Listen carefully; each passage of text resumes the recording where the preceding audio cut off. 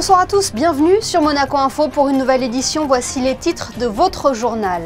L'essor de l'intelligence artificielle questionne souvent sur ses opportunités, mais aussi sur ses limites. Ce soir, nous aborderons ce thème d'un point de vue juridique avec Arthur Romer, conseiller juridique en principauté. 25 ans d'action pour la No Finish Line. La dernière édition a permis de récolter près de 320 000 € pour l'association Children and Future. Elle vient de récompenser ses plus fidèles participants et nous y étions. Intégrer la jeunesse dans le débat de l'égalité homme-femme, telle est la vocation première de l'association Au Cœur des Mots, une mission que sa présidente Hilde Hanneuse Eyeux mène depuis plus de 10 ans à travers le monde. Elle sera notre invitée ce soir. Il faudra livrer un match parfait si nous voulons l'emporter. Ce sont les mots d'Adi Hutter en conférence de presse avant le choc entre l'AS Monaco et le Paris Saint-Germain, match qui aura lieu demain au Stade Louis II. Et puis nous nous sommes rendus ce soir au secrétariat du Père Noël qui traite le courrier des enfants, mais aussi, vous le verrez, des plus grands. Mais avant de développer ces titres, regardez ces images tournées en fin de journée à la résidence Acquiétoudiné. Les aînés ont reçu la visite de son Altesse Sérénissime le Prince Albert II à quelques jours des fêtes de fin d'année. Ce traditionnel instant de partage aura été ponctué par un intermède musical proposé par l'Académie Régnier III, puis par la distribution de cadeaux de la Croix-Rouge monégasque dont le prince souverain et le président, un moment convivial très apprécié de tous. Comment l'intelligence artificielle influence la transition numérique et les secteurs publics et privés à Monaco? C'est la question qui a été posée ce matin lors du petit déjeuner conférence organisée par la Jeune Chambre économique au Méridien Beach Plaza. Ce soir, nous voulions aborder l'aspect juridique de cette innovation qui façonne notre futur.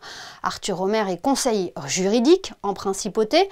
Il était l'invité de cette conférence et est également l'invité de notre JT. Bonsoir. Bonsoir. L'intelligence artificielle a le potentiel aujourd'hui de rendre des secteurs très attractifs. Est-ce que nous sommes outillés aujourd'hui pour y faire face juridiquement? Je crois que d'abord, on arrive dans un secteur et sur un sujet qui est complètement en construction. Donc la vérité, c'est qu'il est besoin de se poser des questions sur les possibilités d'encadrer l'utilisation des systèmes d'intelligence artificielle. Aujourd'hui, le fait qu'on se pose des questions est une très bonne chose. Maintenant, la question, c'est de trouver un équilibre entre ne surtout pas freiner l'innovation et être déterminé à utiliser et accompagner les acteurs économiques de la principauté à utiliser l'intelligence artificielle et des acteurs de confiance, tout en préservant et en respectant les libertés fondamentales des individus. Oui, vous mentionnez à juste titre cette liberté fondamentale des individus. Est-ce que l'IA menace cela? Bien sûr, alors ça fait partie effectivement des risques de l'IA. Il y en a plusieurs qui sont identifiés puisqu'en fait l'utilisation de l'intelligence artificielle pose des problématiques dans à peu près tous les secteurs juridiques, que ce soit dans le monde de l'entreprise, que ce soit vis-à-vis des libertés fondamentales, que ce soit vis-à-vis des droits d'auteur, de la propriété intellectuelle ou de l'utilisation des données personnelles. Sur l'utilisation de l'identité de personnes, ce qu'on appelle en fait les deepfakes sur les vidéos, ou l'utilisation vocale de personnes, ça pose des questions effectivement de consentement de cette personne-là à l'utilisation de ces données ou en tout cas ces qualités biométriques qui sont utilisées de manière parfois sans en tout cas lui demander son autorisation préalable ni sans consentement préalable, ce qui en fait pose des questions. La vraie question, c'est le consentement et comment on arrive à préserver le droit de ces individus-là face à un flux numérique qui est de plus en plus important et des intelligences artificielles qui vont en fait utiliser des données de manière générale, des données d'apprentissage qui sont disponibles sur le net et sur ce qu'on appelle la big data, sans forcément opérer une distinction entre ce qui relève de données publiques et de données personnelles. Alors Monaco vient de se doter d'un texte sur la protection des données personnelles, une avancée que l'État considère majeure. Cela reste un enjeu de taille? Oui, c'est un des principaux enjeux. Évidemment, la sécurité, la protection de la vie privée en est un autre, mais la protection des données personnelles, effectivement, est un texte qui finalement appréhende déjà l'intelligence artificielle, puisque vous savez que dans le RGPD, il y a un principe de neutralité qui vise à appréhender n'importe quel type de technologie, et notamment les intelligences artificielles et les systèmes d'intelligence artificielle, qui sont donc appréhendés directement par les textes. Maintenant, il n'est pas fait référence expressément dans cette loi à l'intelligence artificielle, et vous savez que l'Union européenne s'est dotée d'un règlement qui s'appelle l'IA Act, qui est entré en vigueur le 1er août 2024 avec une application échelonnée dans le temps, qui lui-même en fait renvoie beaucoup au RGPD pour tout ce qui est données personnelles. Donc on a deux textes qui coexistent au niveau européen, et à Monaco, le RGPD évidemment, qui pour l'instant est un texte qui sert de référence, en tout cas pour appréhender l'intelligence artificielle sur le sujet des données personnelles. Finalement, ce que vous êtes en train de nous dire, c'est que l'humain garde toute son importance dans l'évolution de l'IA et dans les perspectives qu'elle offre, y compris pour les entreprises. C'est en fait la clé. C'est d'abord de mettre en place ou d'harmoniser un cadre au niveau international sur la gouvernance des données et sur la manière dont on réglemente l'IA. Il est important que les différents États se parlent pour qu'on ait un cadre harmonisé qui émerge, et par ailleurs remettre l'humain au centre du jeu en permettant effectivement à la machine d'être utilisée, mais toujours sous le contrôle d'un humain, ce qui permet effectivement d'identifier aussi la chaîne de responsabilité dans certains actes. Eh bien, merci beaucoup Arthur Romer pour toutes ces explications. On le rappelle, vous étiez l'invité du petit déjeuner conférence qui avait pour thème l'IA, enjeux et perspectives pour l'avenir de Monaco, conférence organisée par la JCE. Merci. Merci beaucoup. C'est le rendez-vous à la fois sportif et caritatif en principauté. La No Finish Line a réuni encore une fois des milliers de marcheurs et de coureurs pour la bonne cause en novembre dernier. Elle a récompensé ses fidèles participants hier à l'espace Léo Ferré. Le reportage de Frédéric Elion sur des images d'Olivier Bonello. Près de 14 000 participants, 319 005 km parcourus. La 25e édition de la No Finish Line a encore une fois été une vraie réussite, malgré une météo parfois capricieuse. La remise des prix de la NFL s'est déroulée lundi soir à l'espace Léo Ferré. C'est le retrouvaille avec les coureurs marcheurs, on va dire locaux. Parce qu'après c'est vrai que sur la course on récompense les 8 jours qui viennent de plus loin, mais là voilà, c'est les vrais retrouvailles avec tout le monde, les sponsors, les coureurs, les marcheurs. Voilà, c'est un moment convivial. De nombreux trophées ont été remis dans différentes catégories, la première association, école, institution ou entreprise. Parmi les primés, BNP Paribas, 3e du classement des équipes sponsorisées et vainqueur du Trophée Banque avec 8085 km parcourus. Cette année, nous avons eu la chance d'avoir plus de 180 participants de notre entreprise. Ça a été un véritable succès, un succès à la fois pour le nombre de kilomètres parcourus, parce que notre entreprise a fait plus de 8000 kilomètres, et puis un succès puisque ça a été un élan collectif pour une très belle cause. À la fin de la remise des prix, un verre de l'amitié et une photo pour mettre à l'honneur les bénévoles, essentiels au bon déroulement de la No Finish Line. Autre exemple de solidarité en principauté, c'est ce partenariat officialisé entre la mairie de Monaco et Au Cœur des Mots. Dans quelques instants, nous recevrons Hilde Hanneuse-Eyeux, présidente de cette association créée en 2012. Mais avant cela, intéressons-nous à ce partenariat. Sur quoi porte-t-il et comment va-t-il se traduire? La réponse au micro de Juliette Rappert. Alors ce partenariat qui a été signé concerne le projet Bibliothèque Au Cœur des Mots. Et c'est un projet qui a été lancé il y a quelques mois. Et le but est de récolter des livres de seconde main qui souvent sont destinés aux pilons et qui seront expédiés au Sénégal, dans des bibliothèques d'école. Cette idée, elle est venue, c'est assez magique, hein, c'est en étant au Ciné Saloum avec Hilde, et il y avait une très jolie bibliothèque qui malheureusement était très vide. Et en fait, en discutant avec les maîtres des lieux, ils nous ont dit que les écoles, les bibliothèques dans les villages manquaient cruellement d'ouvrages.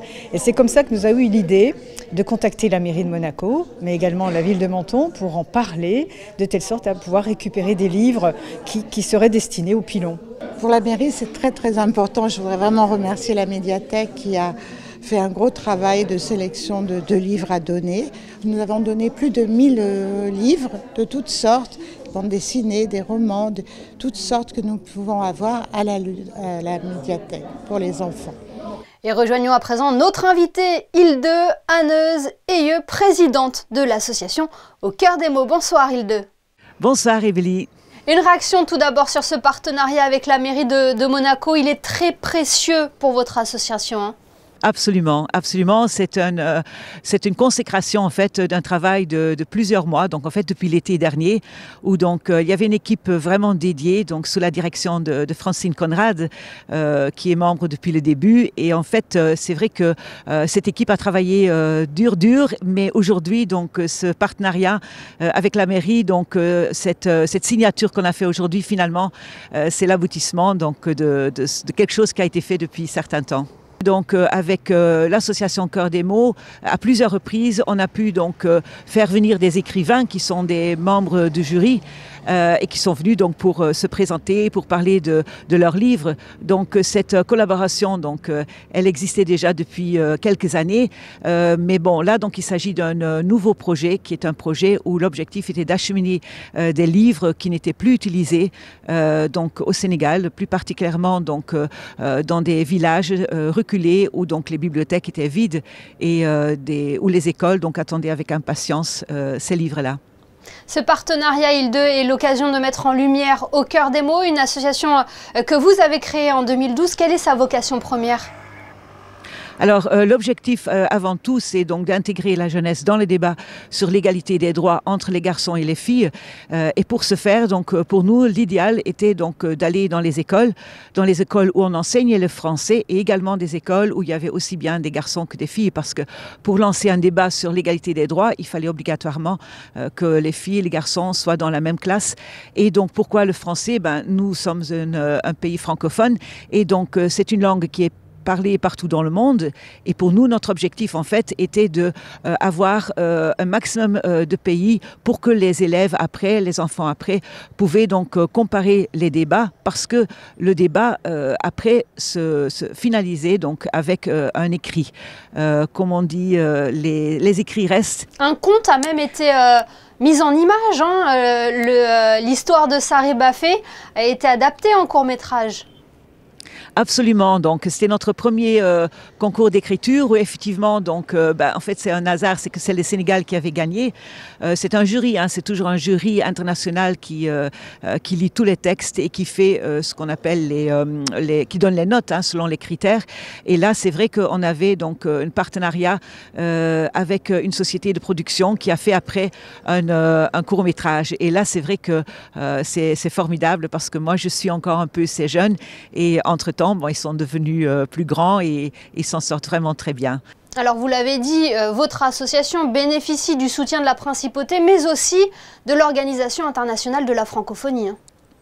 C'est vrai que l'OIF nous a toujours soutenus énormément, et notre collaboration, notre partenariat s'est encore beaucoup élargi ces derniers temps, parce que donc en fait c'est la secrétaire générale actuelle, donc Madame Louise Mchikibabo, qui était venue d'ailleurs à notre dernière remise de prix, qui m'avait dit lors d'une audience que c'était dommage que les textes restaient, on va dire, dans un livre et qu'ils n'étaient pas plus exploités. Et donc on a décidé donc ensemble avec l'OIF de créer ce qu'on appelle des fiches pédagogiques. Ce sont des fiches qui sont créées à partir des textes qui ont été écrits par les élèves, donc qui sont piochés donc dans un des 3 livres qui existent déjà. Et donc en fait ce sont des professeurs donc de Au Cœur des Mots, donc 20 professeurs qui étaient d'accord pour participer, et donc ils ont créé des binômes, et ensemble ils ont créé donc 10 fiches pédagogiques qui sont aujourd'hui publiées sur la plateforme Relief. Donc Relief, ça s'écrit FH à la fin, donc qui est la plateforme de l'OIF. On l'entend, Hilde, au fil des années, les actions d'Au Cœur des Mots ont pris de l'ampleur, et on entend aussi beaucoup de fierté dans votre voix face à la réussite de ce projet que vous avez créé. Ben, écoutez, c'est vrai qu'on ne fait jamais les choses tout seul. Hein. Il faut dire qu'il y a une équipe formidable. Je crois qu'ils partagent tout simplement le même objectif, c'est-à-dire donc de donner aux jeunes cette possibilité de s'exprimer, de dire ce qu'ils pensent. Et nous, on constate que vraiment, la jeunesse, il y a vraiment beaucoup d'espoir. Il ne faut pas être négatif. Donc voilà. On est très heureuse également de pouvoir raconter votre histoire sur Monaco Info. Merci beaucoup, Hilde Hannes-Eye, d'avoir été notre invitée ce soir. Merci Émilie, et je vous remercie également. Vous avez toujours été à nos côtés, donc merci beaucoup aussi pour cette opportunité de m'exprimer. Voilà. On passe au sport et au football et ce choc prévu demain soir au stade Louis II. L'AS Monaco reçoit le Paris Saint-Germain en match avancé de la 16e journée de Ligue 1. L'entraîneur Adi Hütter et le jeune ailier Marknes Akliouche se sont présentés face à la presse pour évoquer cette rencontre opposant le 3e face au leader du championnat, extrait sélectionné par Frédéric Elian. Ça va être un match important. On sait que Paris est une grande équipe. En championnat cette année aussi, ils font de bonnes choses. Donc ça va être un match pas facile tout simplement. Mais voilà, on va essayer de se donner les moyens de faire un bon match et aller chercher un résultat contre cette belle équipe. For sure we want to win this game against Paris, but for this we need a perfect day. That's clear. Paris Saint-Germain is showing us in this season they are unbeaten in Liga. They are the favorite also for this game, but we need a perfect day to beat them. But we are able to win against Paris. Notre objectif, il est clair, c'est d'être sur le podium en Ligue 1 cette année. Maintenant, bien sûr, on a tous des objectifs élevés. Si on peut aller chercher le titre, bien évidemment qu'on ira le chercher. Mais voilà, l'objectif, ça reste de gagner tous les matchs cette année-là. Et ce match contre Paris, on sait qu'il est quand même important. Et comme j'ai dit, on donnera le maximum pour aller chercher cette victoire, tout simplement. AS Monaco Paris Saint-Germain, c'est donc demain soir à 21h au stade Louis II. Comme d'habitude, au mois de décembre, la Poste ouvre son secrétariat du Père Noël. Les enfants sont invités à adresser leurs lettres à ce personnage légendaire. Alban Gingembre et Lionel Bernardi se sont rendus dans les coulisses de ce secrétariat pour observer les lutins à l'œuvre. C'est ici que les lettres adressées au Père Noël sont réceptionnées. Le secrétariat du Père Noël met tout en œuvre pour répondre au courrier le plus vite possible. Comme j'étais très sage cette année, j'aimerais avoir beaucoup de cadeaux sous le sapin. Tous les ans, nous mettons à disposition de ce service spécifique une équipe dédiée d'agents de collecte, de remise. Nous avons également des secrétaires qui s'occupent du tri et de l'acheminement du courrier. Chaque lettre que nous recevons sont traitées afin de répondre aux enfants, afin de garder cette magie de Noël. 800 lettres ont été traitées depuis début décembre, des lettres écrites par des enfants, mais pas que. Mais aussi des adultes et qui demandent bien la paix dans le monde, ou etc. Donc c'est bien, ça permet d'être dans cet égrégore, de continuer à être sur de bonnes vibrations, si je peux dire, en ces fêtes de fin d'année. Vous avez encore jusqu'au 22 décembre pour envoyer vos lettres. N'oubliez pas de laisser votre adresse pour espérer une réponse en retour. Et restons dans l'esprit des fêtes de fin d'année avec le village de Noël qui émerveille ses visiteurs depuis son installation sur le port Hercule. Entre animation et stand gourmand, les lieux offrent une parenthèse enchantée à tous ceux qui empruntent son chemin. Christinda Petit-Homel et Lionel Bernardi vous emmènent dans ce monde féerique où l'on croque la barbe à papa à pleines dents.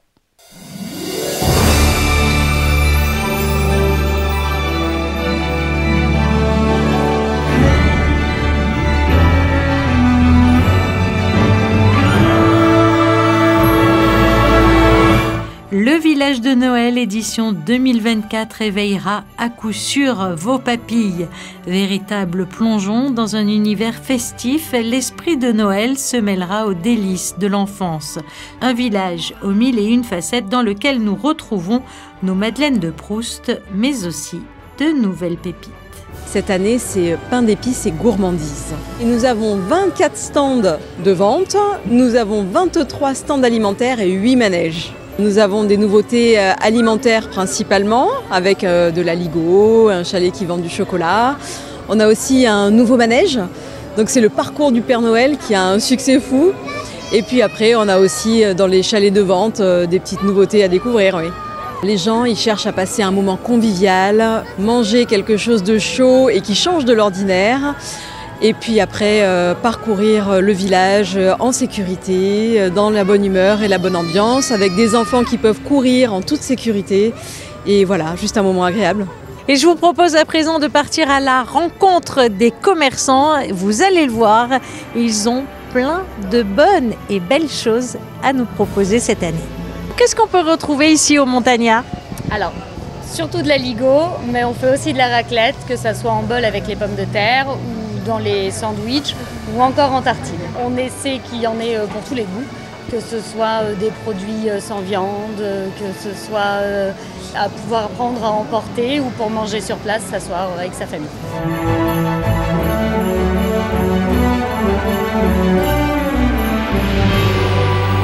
Qu'est-ce que vous proposez dans ce village de Noël? Des huîtres, des moules une soupe de poisson, des crevettes. Qu'est-ce qui est le plus demandé? Le plus demandé, c'est les oursins. Au chalet du chocolat, vous avez une vingtaine de sortes de chocolat différents. Donc on a seulement pâte de fruits et nougat qui ne sont pas du chocolat. Les 18 autres, c'est du chocolat. Donc vous pouvez l'acheter soit en vrac, soit en sachet préparé. Nous avons du Lindt, nous avons du Mon Chéri, nous avons des papillotes Révillon. Donc il n'y a rien de maison là.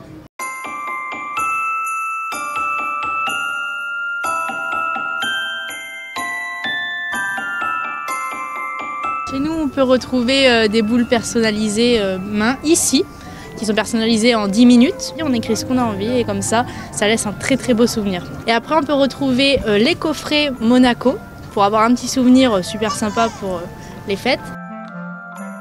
Et pour encore plus de féerie et garder des souvenirs inoubliables, à l'instar des années précédentes, mascottes, échassiers, danseurs et artistes costumés transporteront les spectateurs dans un univers onirique cette année. Des spectacles et des soirées musicales seront également organisés pour que la fête bat son plein durant ces fêtes de fin d'année. Les enfants, quant à eux, pourront retrouver des ateliers créatifs organisés tous les jours pendant les vacances scolaires de 14h à 18h.